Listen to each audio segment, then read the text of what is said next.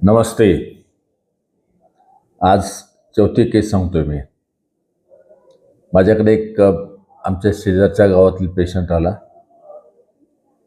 आणि त्याला हायपरस्प्लेनिझम होतं. त्याच्या पाहुण्यांनीच माझ्याकडे घेऊन आले, ओळखीचे होते ते. ते पाहिलं तर त्याचं स्प्लीन हे राईट इलेक फोर्समध्ये पालपट होत होतं. Very huge spleen. मग त्याने सांगितलं की ऑपरेशन करायचं. मग सांगितलं त्यांना ऑपरेशन करायचं म्हटल्यानंतर ते तयार झाले. पण थोडंसं ते संदिग्ध पद्धतीने बोलत होते. त्यांना विश्वास वाटत नव्हता की होईल ऑपरेशन माझ्याकडे होऊन. पण ते त्यांच्या पाहुण्याने सांगितलं की दादाकडे ऑपरेशन होते, चिंता करू नका म्हटलं. तर तो तयार झाला. ते ऑपरेशन पुन्हा लोहिया तिथेच. लोहियाला सांगितलं की हे ऑपरेशन करायचं आहे. मेजर म्हणून सांगितलं. त्याला ब्लड ठेवले 2 बॉटल आणि पेशंट घेतला. अंडर GA केलं. झिपिक स्टर्नमपासून प्युबिक सिम्पॅसिसपर्यंत मिडलाईन इन्सिजन घेऊन टाकलं मी. आणि अक्षरशः ते स्प्लीन असं डिलिव्हर केलं. बेबी डिलिव्हर करतात तसं डिलिव्हर केलं. डिलिव्हर केल्यानंतर त्याचं पहिल्यांदा त्याचं काय केलं तर ते स्प्लिनिक व्हेन बांधली आणि ॲड्रेनलिन त्याच्यात इंजेक्ट केलं स्प्लीनमध्ये. त्यामुळे ते असलेलं ब्लड सारं आत गेलं. म्हणजे वी कुड save the lot of the blood. आणि नंतर आर्टरी बांधून त्याच्यानंतर मग गॅस्ट्रिक व्हेसल्स काय बांधल्या आणि स्प्लीन बाहेर काढलं.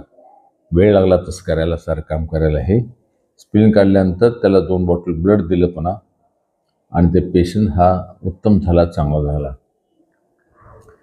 तो पेशंट नंतर म्हणाला माझं पोट एवढं मोठं कुठे गेलं म्हणतो तो. पेशंट असं हसत होते. मग त्यानंतर ते पेशंट एक दिवशी मला सांगायला आला, साहेब म्हणले खरं सांगू का म्हणले तुम्हाला, मला विश्वासच नव्हतं हे माझं ऑपरेशन तुम्ही कराल म्हणलं. काय रे असं काय म्हणतोस तू? तसं मी लातूरला गेलो होतो. लातूरला गेल्यानंतर तिथं मला ऑपरेशन घेतले थिएटरला. घेऊन त्याने मला बेहोश थोडंसं केलं होतं इंजेक्शन देऊन.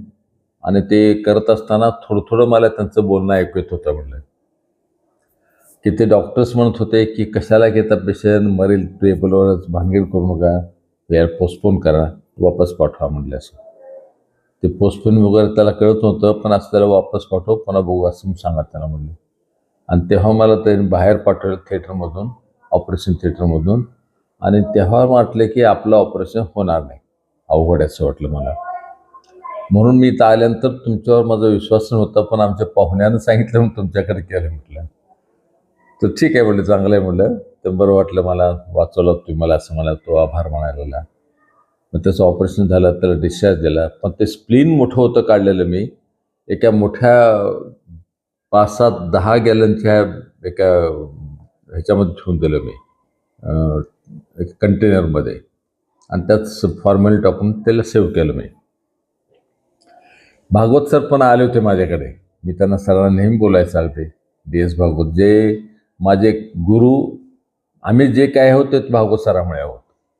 जे काही मला काही असतील सर्जिकल स्किल असेल तर सरामुळे. ते सरांचे मी कधीच उपकार विसरू शकत नाही. ते मला मानसपुत्र मानायचे आणि ते खूप प्रेम करायचे माझ्यावर. मग त्याने एकदा बोलवून घेतलं होतं मी. ते आल्यानंतर सरांना मी दाखवले, सर मी हे ऑपरेशन केलं म्हणून दाखवलं, हे स्प्लीन काढलं आहे म्हटलं.